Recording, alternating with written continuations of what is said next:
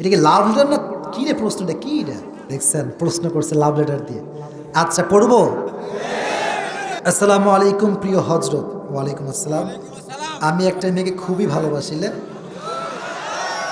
আচ্ছা, আর মেয়েও আমাকে অনেক ভালোবাসে, কিন্তু মেয়ের পরিবার এখন মেয়েকে উঠে পড়ে লেগেছে মেয়ের বিয়ে দেওয়ার জন্য। মেয়ের পরিবার প্রতিষ্ঠিত ছেলে ছাড়া বিয়ে দিবে না। আর আমি সেই মেয়ে কি লেগেছে, আমি আর সেই মেয়ে মাত্র অনার্স প্রথম বর্ষে পড়ি। আমি এখনও প্রতিষ্ঠিত হতে 5-6 বছর বাকি। আমার পরিবার এখন আমার বিয়েতে সম্মতি দিবে না, কিন্তু আমি ওই মেয়েকে খুব ভালোবাসি, হারাতে চাই না। এমন অবস্থায় আমি কি করতে পারি? মানে আমি দেখেন, আমি কিন্তু কে দিয়েছে তাও জানি না, তার নামও জানি না। এই যে 1 ঘন্টা 15 মিনিট কথা বললাম, আচ্ছা ইমানদারি বলেন তো, তাফসিরের বাইরে আউটসাইডের কথা কি বেশি একটা বলছি নাকি আমি আজকে? আপনি দেখবেন এটা যদি আমি উত্তর দেই এটা ভাইরাল হয়ে যাবে। মানে আমি যে তাফসির করি 1.5 ঘন্টা 1 ঘন্টা, এইটা ভাইরাল করতে চায় না কেউ। যখন এই যুবকদেরকে হালকা একটু বাস দিই এটাই ভাইরাল হয়ে যায়। ছি ছি, আল্লাহ হেদায়াত দান করুন, আমিন। আমি উত্তর দেওয়ার ট্রাই করছি ইনশাআল্লাহ। মাশাআল্লাহ। কেউ উঠবেন না, কেউ ডান বাম করবেন না। যে যুবকের এই কষ্ট, আমি তার আব্বা আম্মার হেদায়াতের জন্য দোয়া করি, সকলেই পড়না আমিন। আহা, এই প্রতিষ্ঠিত হতে হতে যুবকের অর্ধেক যৌবন শেষ হয়েছে। কি একটা মুশকিল ভাই। আর মেয়েদের বাপও কম দোষী না। আজকালকার মেয়ের বাপরা সরকারি টাকলা ছাড়া বিয়ে দিতে চায় না। यार पैसा तुम्हारी है तो लड़की भी तुम्हारी है, अगर पैसा तुम्हारे पास नहीं है फिर तुम्हारी कुछ भी नहीं है। This is the trend of Bangladesh. অথচ আল্লাহর হাবিব বলেছেন যে কোনো মেয়েকে বিয়ে করতে হবে 4টা জিনিস দেখে, তবে তার ভেতরে ফাযফার বিদাতি দ্বীনি তারিবাত ইয়াদাক, become successful by selecting the one who has religion, character and conduct। যার চরিত্র আছে, যার দিনদারিত্ব ভালো আছে, টাকা না থাকলেও সে আমার বউ হওয়ার যোগ্যতা রাখে। আর আজকালকার যুবকরা এটাকে বেশি প্রায়োরিটি দেয় না। আজকালকার যুবকরা খোঁজে কোথায় আটা সুন্দরী খুঁজে পাওয়া যায়। এটা হচ্ছে যুবকদের ক্যারেক্টার। আর নারীদের ক্যারেক্টারটা হচ্ছে, এরা বেশিরভাগ আছে এরকম, এরা দাড়িওয়ালা পছন্দ করতে চায় না, 5 ওয়াক্ত নামাজি পছন্দ করতে চায় না, সুন্দর তাকওয়াবান যুবককে পছন্দ করতে চায় না, সব গাঁজাখোরকে পছন্দ করতে চায়। এরকম মেয়েও বাংলাদেশে আজকাল আছে। তো এখানে যুবকের কষ্ট হচ্ছে, যুবকও রাজি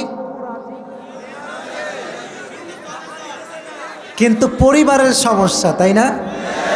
শুধু এটা এই যুবকের সমস্যা নয়, এটা হাজার নয় লক্ষ কোটি যুবকের সমস্যা। এটা আব্বা জানে যে আমার মেয়েটা ওই ছেলেকে পছন্দ করে, আবার ছেলের আব্বাও জানে আমার ছেলেটা ওই মেয়েকে পছন্দ করে, বাট জেদ, আব্বা আমার ভিতরে জেদ কাজ করে যে আমার ছেলে আমার হুকুমের বিরুদ্ধে কাজ করবে, এই অ্যাটিটিউড কাজ করে। অথচ আব্বা জান নিজের পছন্দের বিয়ে দিতে গিয়ে তার ছেলের পুরো জীবনটাকে নষ্ট করে দেয়।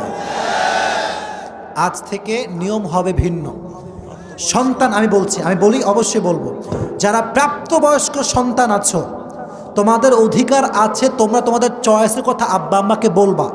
আর আব্বা আম্মারও উচিত নিজের স্বপ্ন, নিজের চয়েস বাদ দিয়ে নিজের সন্তানের চয়েসকে বেশি প্রাধান্য দেওয়া। এই জন্য সংসার আব্বা নয়, সংসার করবে সন্তান।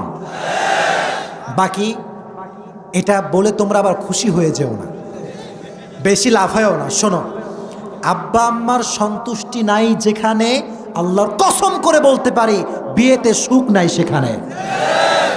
রিদাউর রব্বি ফি রিদাইল ওয়ালিদাইন ওয়া সাখতুর রব্বি ফি সাখতিল ওয়ালিদাইন। আব্বা আম্মা খুশি তো আল্লাহ খুশি, আব্বা আম্মা না খুশ আল্লাহও না খুশ, ঠিক কিনা বলেন? আর তোমরা আসলে একটু বোকা আছো। এই যে যুবকটাও আবেগী, মেয়েটাও আবেগী। দেখো, আবেগ বড় খারাপ জিনিস। তোমরা তো এখন বাধায় আছো, তো মানে দেখা করতে চাই দেখা করতে পারো না, কথা বলতে চাইলে কথা বলতে পারো না, তখন কষ্ট শুরু হয় যে বিয়ে করলে মনে হয় সব সমাধান হয়ে যাবে। মনে রেখো যুবক, আব্বা আম্মার বিরুদ্ধে কি তুমি বিয়ে করতে পারবা ঠিক, কিন্তু তুমি যেই মেয়েকে আজকে যেই সুন্দর রূপ আর মন দেখে বিয়ে করছো, এই মন আর রূপ চেঞ্জ হতে এক রাত সময় লাগবে।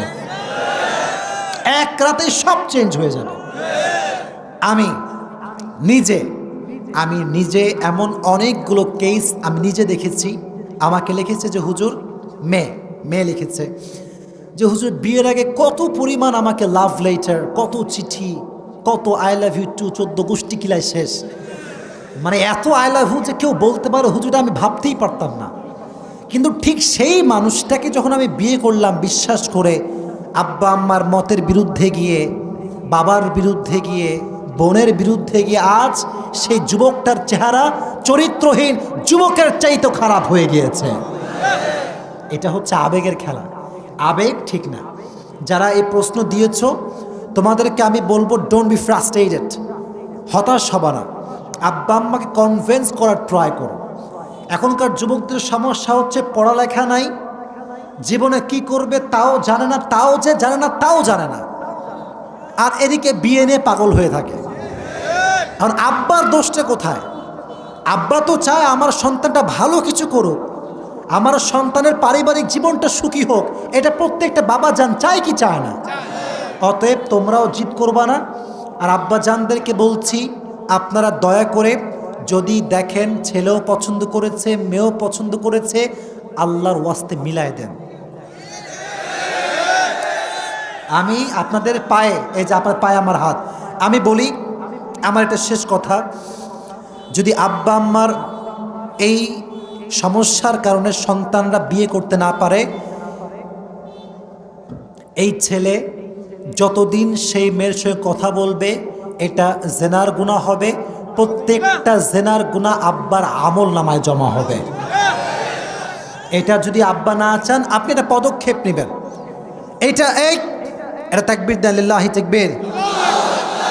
মেয়ের বাড়ির পদক্ষেপ হবে এইটা যে মেয়ে আমাদেরই থাকবে, আমাদেরই খাবে। ছেলের বাড়ির পদক্ষেপ হবে এইটা, ছেলেও আমাদের থাকবে। বাট আচ্ছা ভাই, আচ্ছা বাসায় যদি একজন নারী আসে, তোমার কি বাসায় এতই অভাব যে একজন মেয়ে খাওয়াতে পারবা না? কথা ঠিক কিনা বলেন না কেন? ছি, আপনি দেখবেন প্রত্যেকটা বেলায় 1 থেকে 1.5 প্লেট ভাত আমাদের বাসায় বেঁচে যায়। ওই সময় টেনশন করে না, একজন মেয়ে আসবে কি খাওয়াবে এই নিয়ে টেনশন শুরু হয়ে যায়। তো মেয়ে পক্ষ মেয়েকে খেয়াল রাখবে, ছেলে পক্ষ ছেলেকে খেয়াল রাখবে, উভয় সম্পর্ক থাকবে হালাল। ছেলে যখন প্রতিষ্ঠিত হবে, ভালো চাকরি পাবে, ভালো সুন্দর জব করবে, তখন মেয়েকে সে গর্বের সঙ্গে তার বাসায় তুলে নিয়ে আসবে। ঠিক না বলেন? Just try to take it easy and make it easy. আপনারা এটাকে কঠিন করার কারণে জেনাটা সহজ হয়ে গিয়েছে, বিয়েটা কঠিন হয়ে গিয়েছে। আল্লাহ এটা বোঝার তৌফিক দান করুক। সকলে পড়া আমিন।